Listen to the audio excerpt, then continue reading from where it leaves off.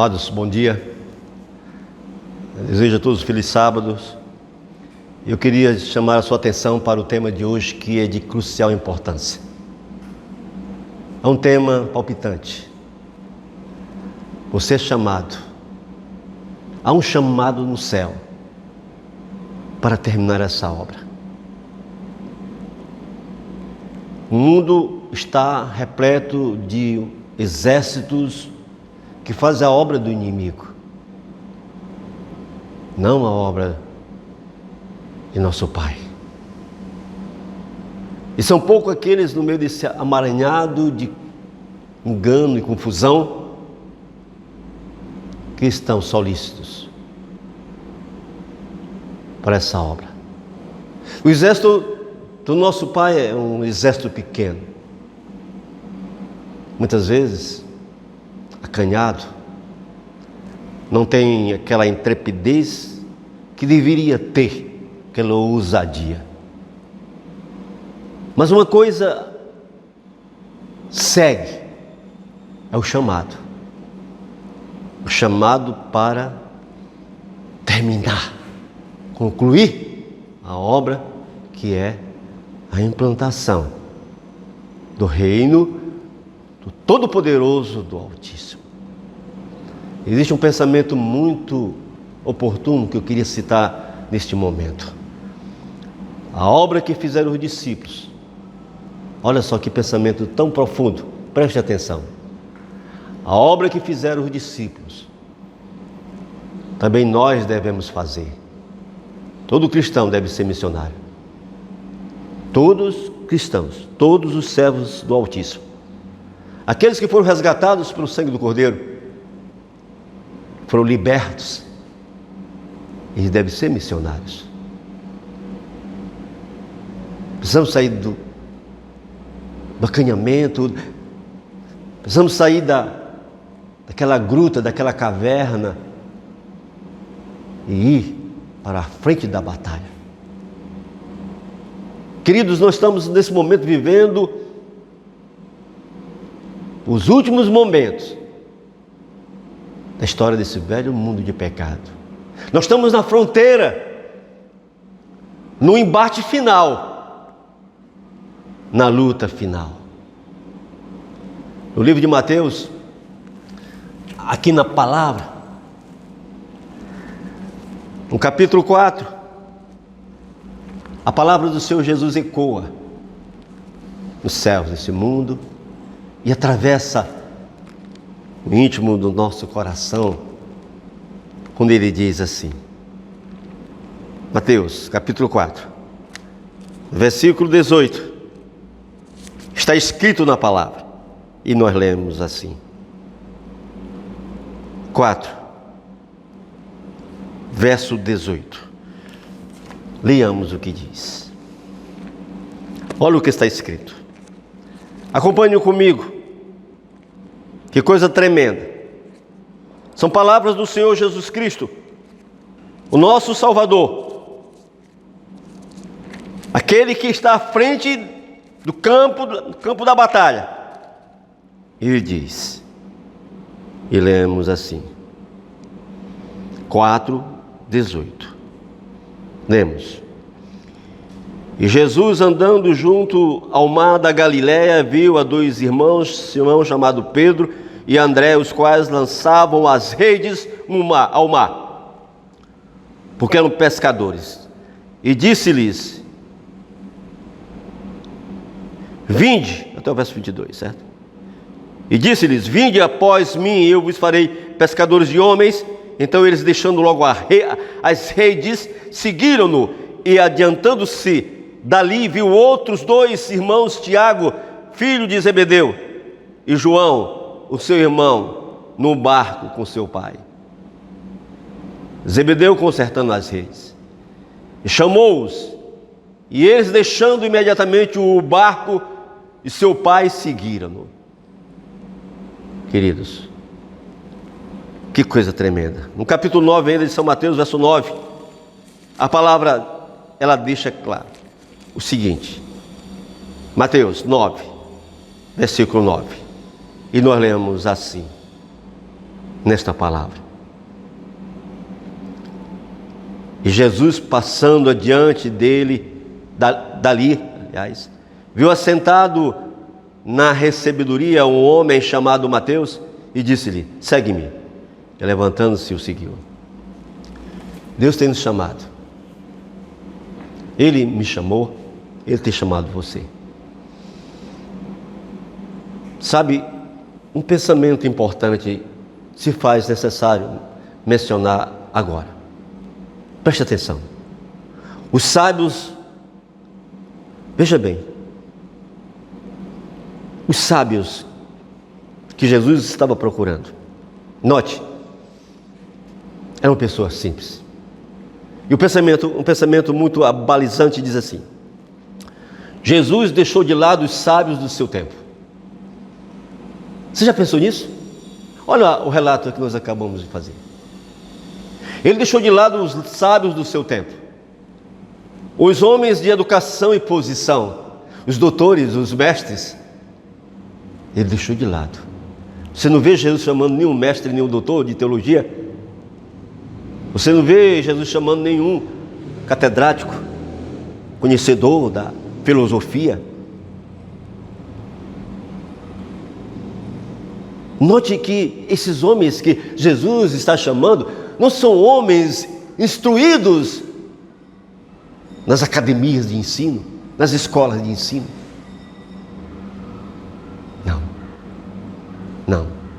Não eram homens de posição. Não. Por que ele não fazia isso?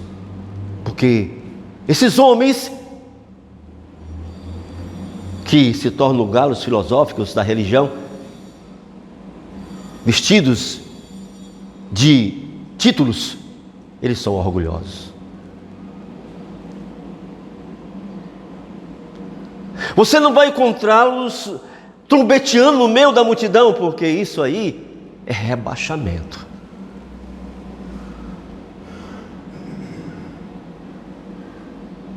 Eles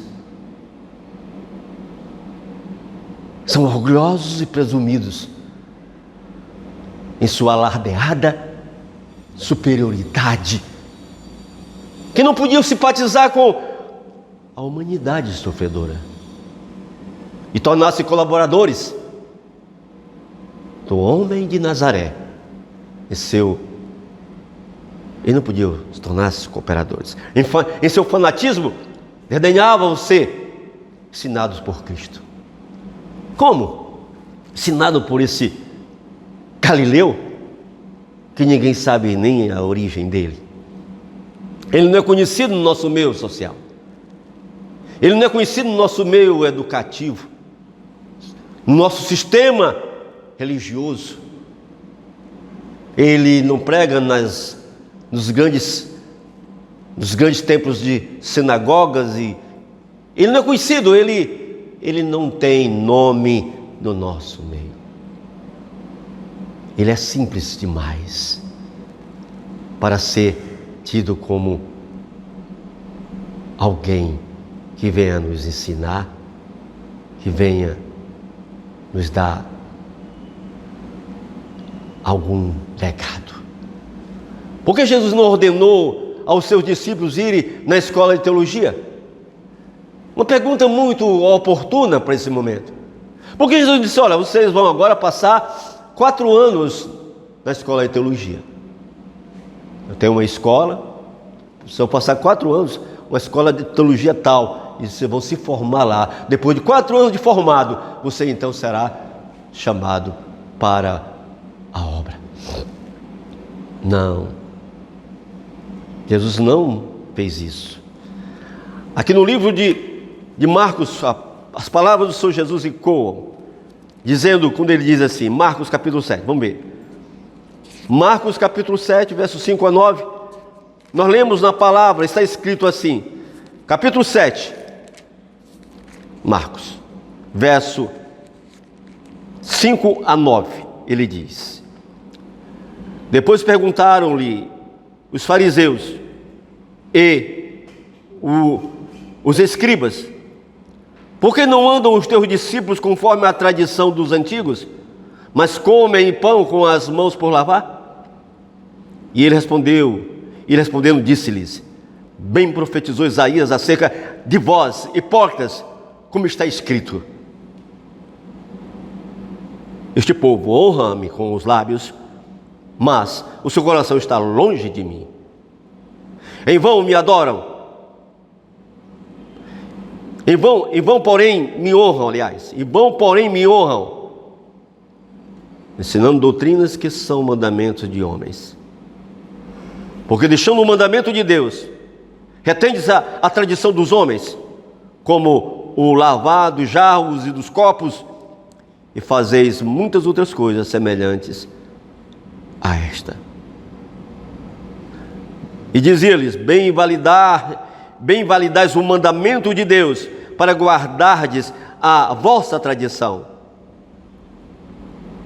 Porque Moisés disse: honra a teu pai e a tua mãe. E quem maldisser o seu pai ou mãe, certamente morrerá. Vós, porém, dizeis, se um homem disser a seu pai ou mãe aquilo que poderias aproveitar de minha corbã, isto é, oferta ao Senhor. Queridos, que coisas significativas as palavras do Senhor Jesus Cristo.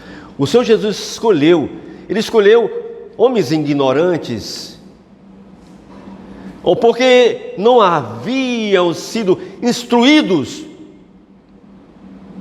nas tradições e errôneos costumes do seu tempo.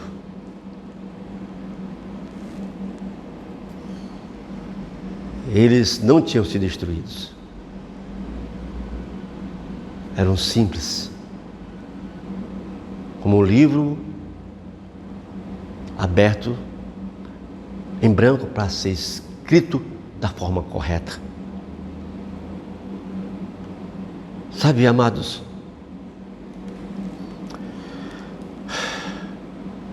estamos vivendo um tempo onde encontramos muitos sábios, segundo o seu escrutínio o seu entendimento.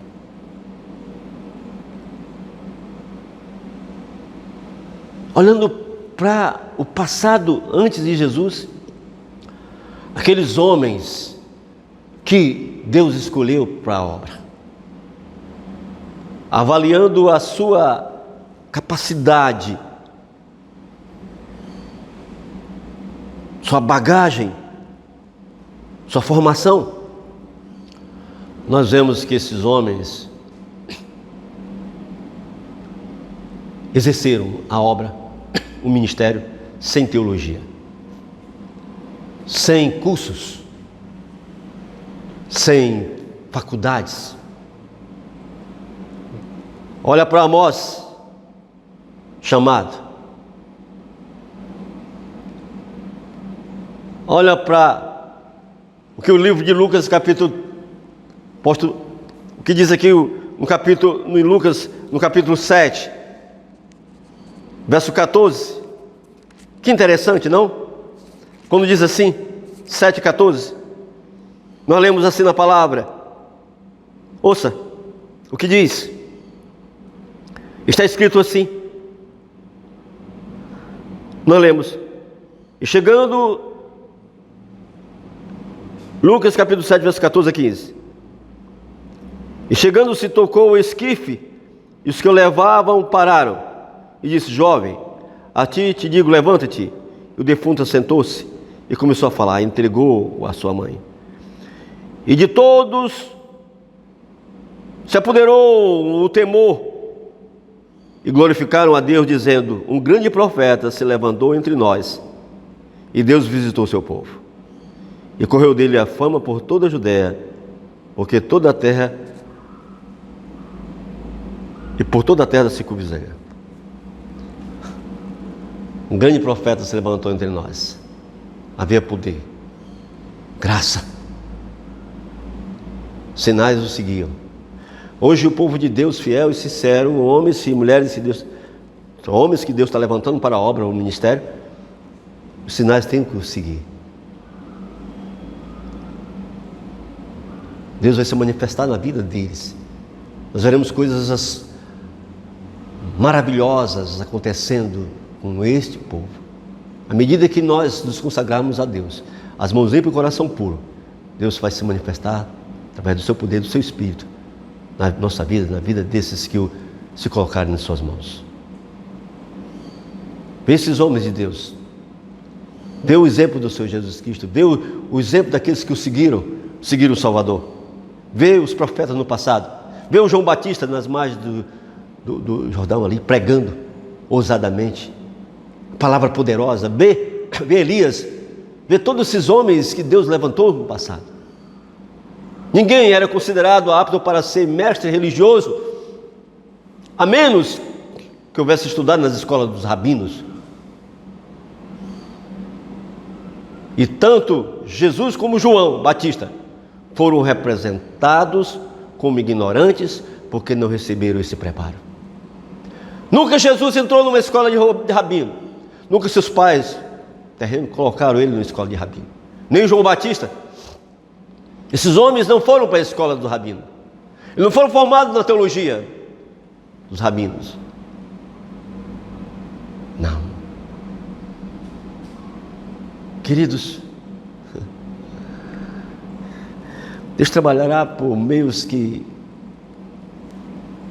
ferem o senso dos humanos. Somente um estudo pode nos dar a capacidade de ser um ministro do Evangelho. Aqui na palavra de Deus, em Lucas 17, verso 3, nós lemos assim. Isso é muito profundo. Lucas 17, 3. Olha o que diz a palavra. 17, 3. Nós lemos: olhai por vós mesmos. 17, verso 3, Lucas. Aliás, não, profundamente, não é Lucas, é João, é profundo o que diz lá. Agora voltando para João, 17, verso 3.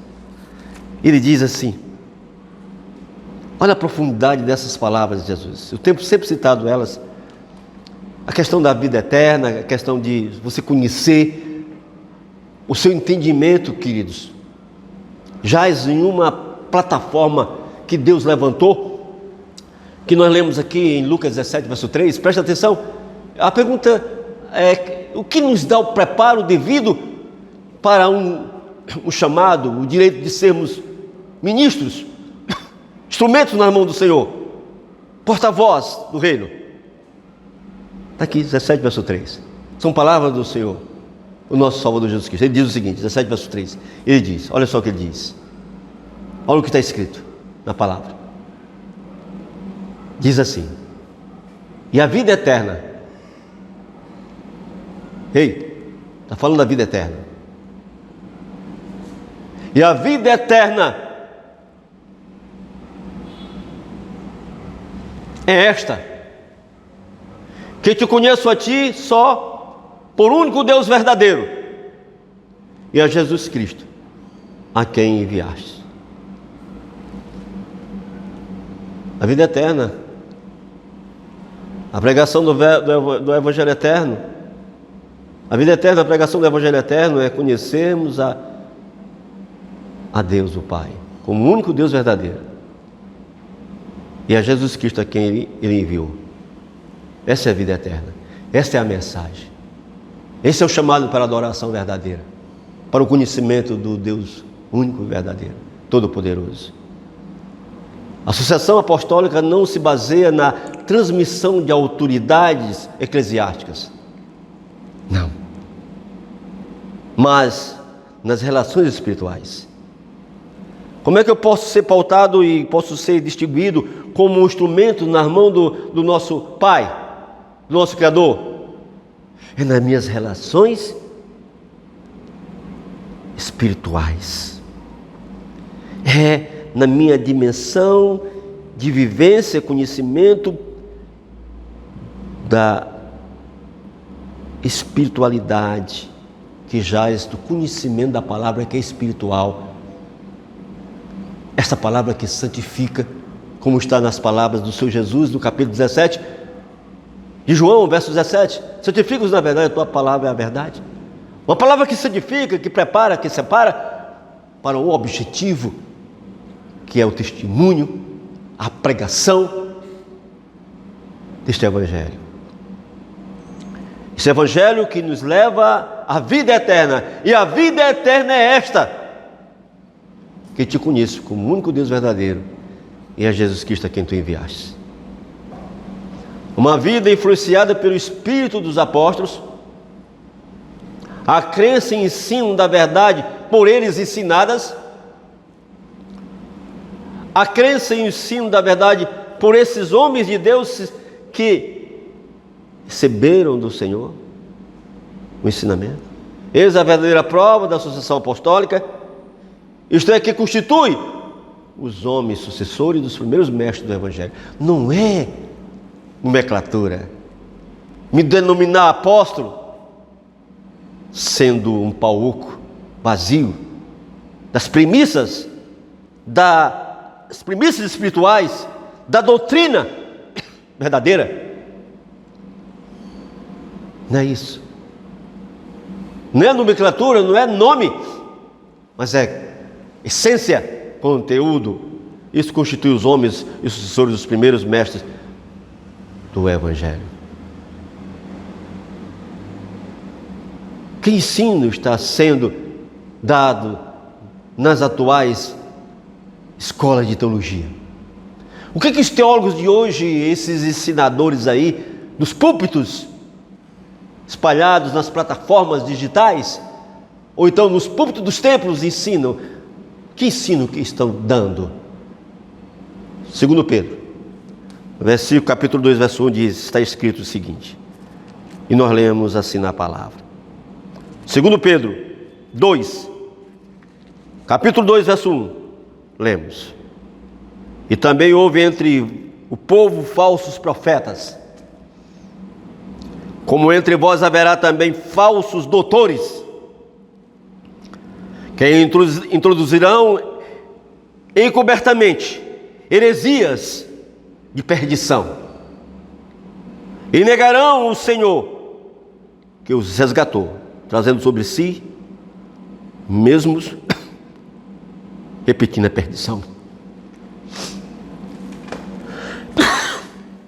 Que coisa tremenda.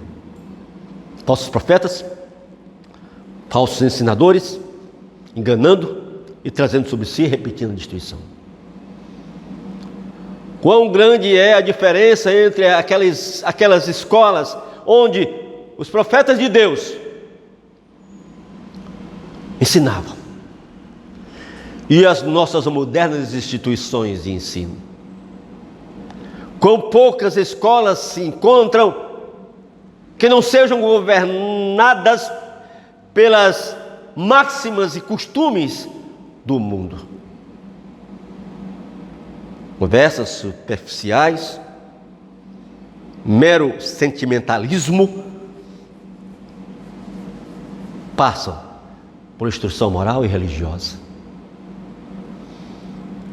A justiça e a misericórdia de Deus, a beleza da santidade e a recompensa certa da conduta correta. Os hediondos ou o hediondo caráter do pecado e a certeza de seus terríveis resultados não são gravados nas mentes dos jovens. Só um engano, só mudanismo,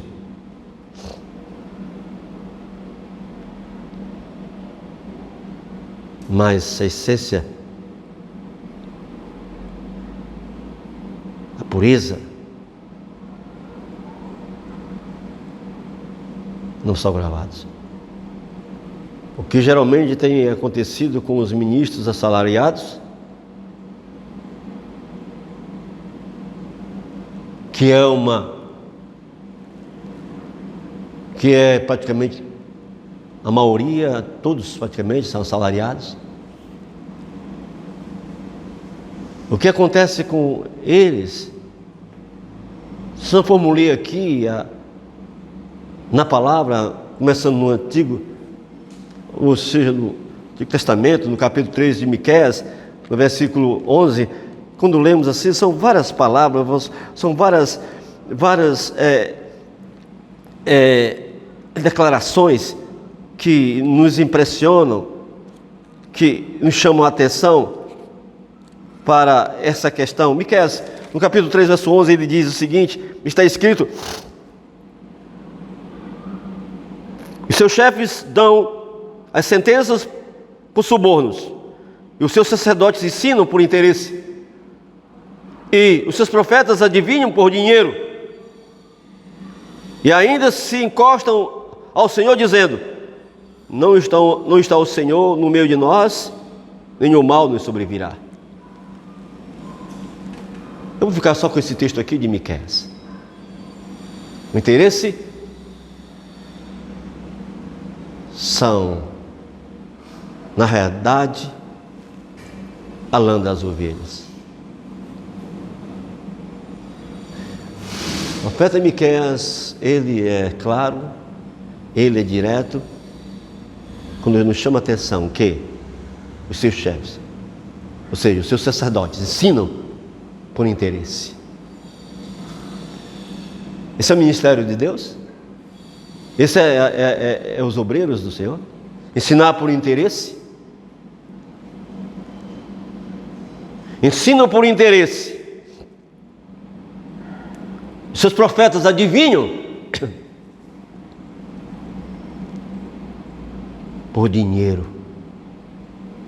E ainda se encostam no Senhor dizendo: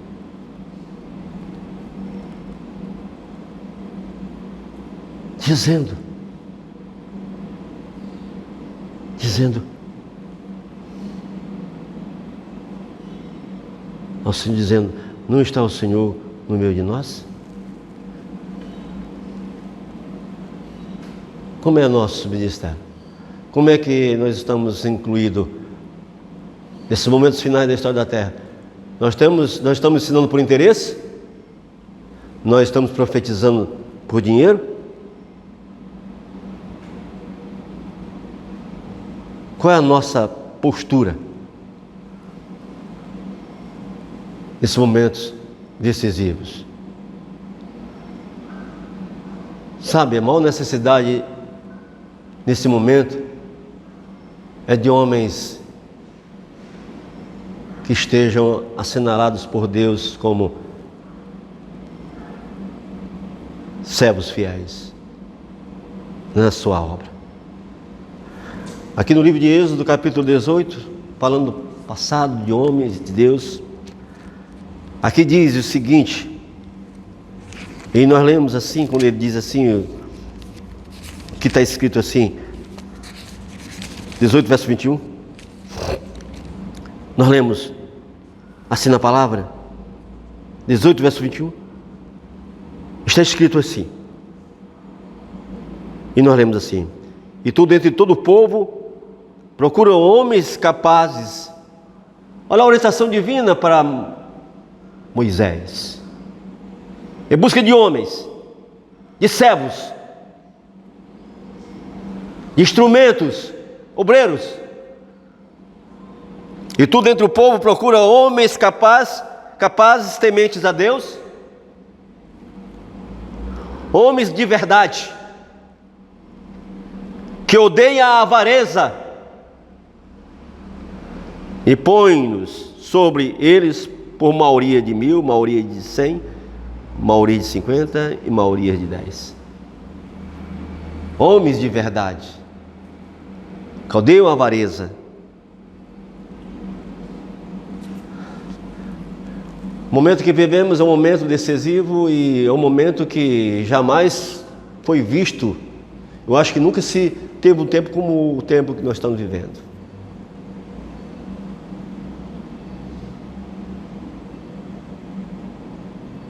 A maior necessidade, presta atenção, a maior necessidade do mundo é a de homens que não se compram nem se vendam. Homens que no íntimo da alma sejam verdadeiros e honestos. Homens que não temam chamar o pecado pelo seu nome exato. Essa é a necessidade do mundo.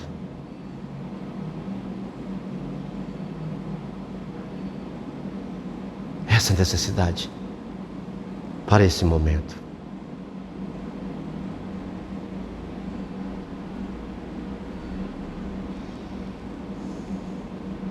Sempre houve um plano adotado para a escolha desses homens.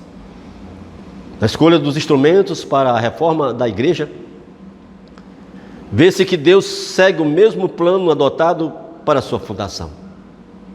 O Mestre Divino passou por alto os grandes homens da terra, os titulares e ricos, que estavam acostumados a receber louvor e homenagem como dirigentes do povo. Ele não quer esse tipo de homem.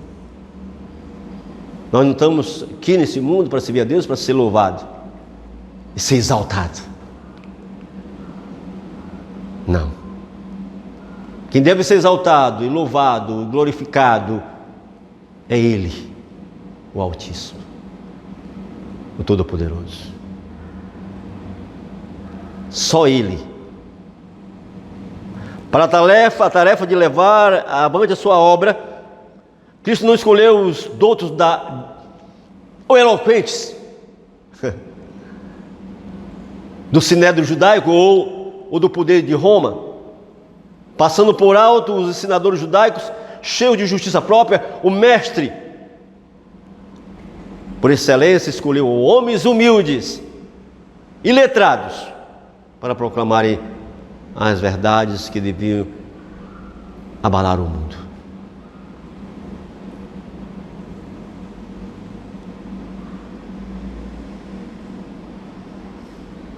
Na última e solene obra, e nós estamos vendo a última solene obra, essa é a última solene obra.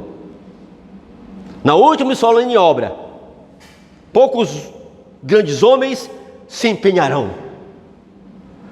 São presumidos independentes de Deus e Ele não os pode usar.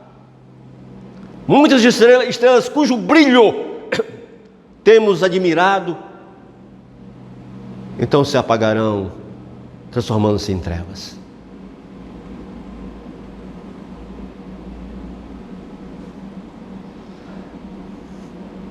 Com quem estão as verdades especiais para esse tempo? Como na época, nos tempos primitivos, as verdades espirituais ou especiais para este tempo não se acham com as autoridades eclesiásticas. Que coisa, né? Esse pensamento, né? Você acha que as verdades para esse tempo estão no meio desses galos filosóficos, desses eclesiásticos, desses orgulhosos religiosos que enganam o povo, e embora uma multidão os siga, e eles querem provar o seu ministério por causa da multidão que o segue? Mas você acha que está com eles as verdades especiais para esse tempo? Não, não se acha com as autoridades eclesiásticas, mas com homens e mulheres que não são demasiados instruídos, nem sábios demais para crer na palavra de Deus. O Senhor Deus pode servir-se e se viciar dos que não tiveram educação esmerada nas escolas dos homens, duvidar do seu poder para fazer isso. É manifestada a incredulidade, é limitar o poder onipotente daquele para quem nada é impossível. Alguns pastores puseram de lado as suas ideias e sentimentos sectaristas, renunciando os seus salários e as suas igrejas, e uniram-se à proclamação da vinda de Jesus, e houve, entretanto, relativamente poucos pastores que aceitaram esta mensagem. Foi por conseguinte confiada em grande parte aos humildes leigos. Isso aconteceu no passado, quando eles estavam proclamando, antes de 1854, a volta de Jesus. Alguns fizeram isso, alguns que abandonaram tudo e creram realmente na mensagem de que Cristo estava voltando. Nesse tempo que estamos vivendo, nós estamos vendo a volta de Jesus, nós estamos crendo realmente, nós estamos rompendo com aquilo que nós temos acariciado no íntimo da nossa alma, que essa tradição dos homens, esse comportamento da religião dos dias de hoje, desse modelo fantasioso de títulos, posições. Assim como outrora chamou pescadores para serem seus discípulos, ele suscitará dentro do povo comum a homens e mulheres que realizam sua obra. Nesses dias serão um povo obscuro, não são conhecidos, ninguém sabe nem quem é. Em breve haverá um avivamento que surpreenderá a muitos. Será que não está acontecendo? Não sei, Deus sabe. Em breve haverá um avivamento que surpreenderá a muitos, e os que não percebem a necessidade de que deve ser feito serão passados por alto. E os mensageiros celestiais trabalharão com os que são chamados de pessoas comuns, habilitando-as a levar a verdade para muitos lugares.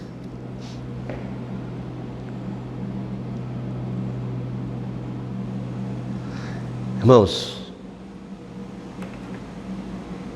nada podemos contra a verdade, a não ser em favor da própria verdade.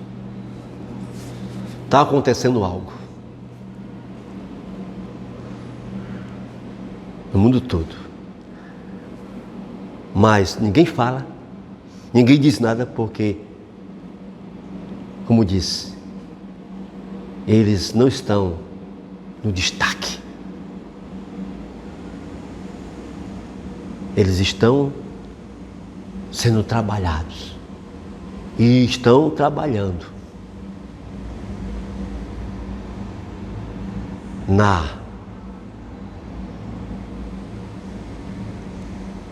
digo obscuridade, mas fora do conhecimento do mundo religioso,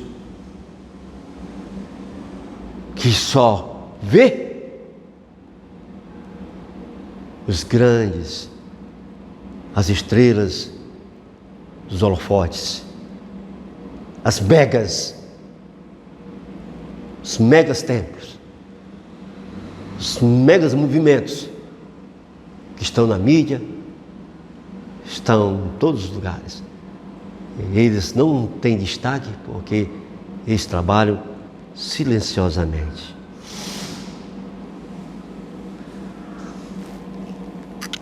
Deus está chamando um povo e tem nos chamado. Que Deus nos ajude. Que Deus realmente nos dê o preparo devido. Nós dependemos completamente dEle, nosso Pai, para fazer e realizar esta última obra. Nós não temos nada, a não ser um coração abatido, para receber dele as emanações divinas e sermos creditados como obreiros de valor na sua causa. Amém.